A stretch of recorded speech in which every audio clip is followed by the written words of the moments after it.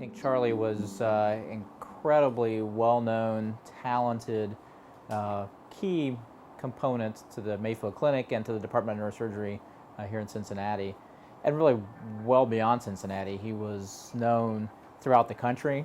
And he would do cases that would take literally a full day, or were so long, in fact, that they have to be staged. And he might bring the patient back this week and then again in a few weeks, because he would take on these incredible deformity cases where the poor patient was, very disabled, right, and be able to make them functional again, stand and walk. I first encountered Charlie 16 years ago when we had an enormous need in Cincinnati for a scientist, clinician, who was going to bring the most effective and scientific spine care to our region. So I called up people around the country and I spoke with Dick Wynn in Seattle. And immediately he said, "We have the person for you." And the great thing about it, he's a wonderful scientist, surgeon, but he'll be coming home. People were really amazed at some of the work that he did.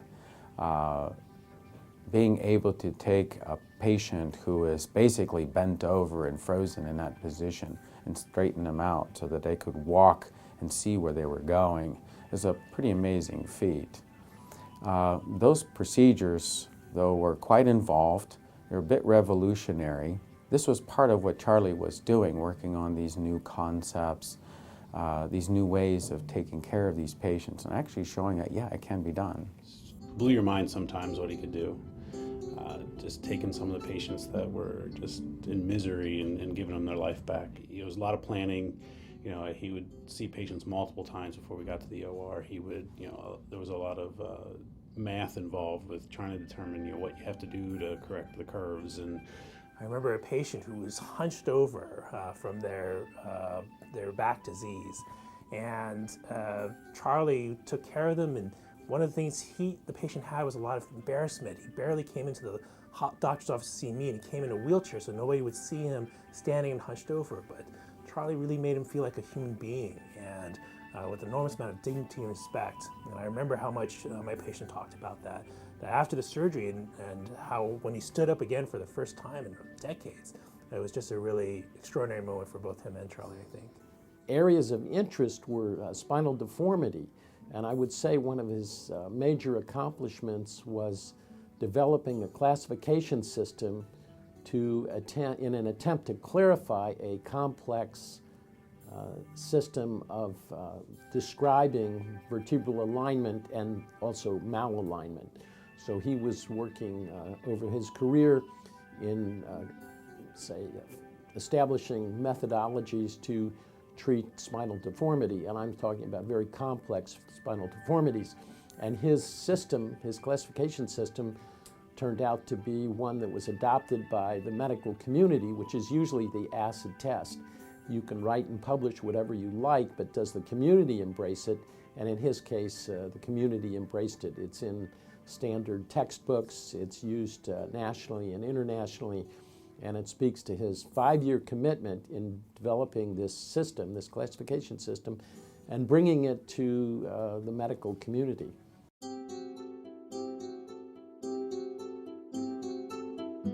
Not only was Charlie a great addition to the medical center, to Mayfield Clinic, to the Neuroscience Institute, but he came as an aficionado for opera, largely because of his sister Stephanie, who was an opera star in her own right, and brought Charlie along with her to appreciate it.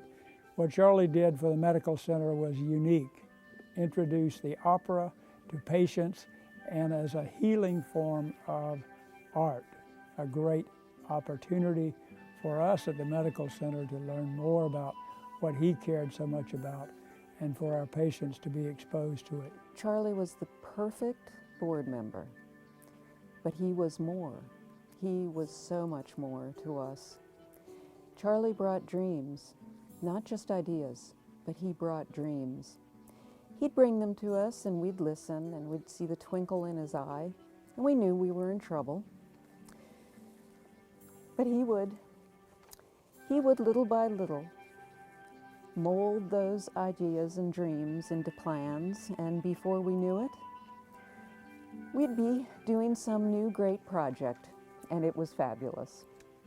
Charlie Kuntz, in addition to loving the opera, he had a fascination for art and appreciation for it. So Charlie always loved the science and to make sure that everything was absolutely accurate. So just like he measured all those spines and x-rays to come up with his normal sagittal alignment, we also took that same painstaking kind of process to the way we produced artwork for him. Every detail mattered. The angle of that pedicle screw, the way the illustration looked, if the anatomy wasn't quite right. And in the end, even if it was accurate, he also wanted the beauty of it. And it was, he just had that eye.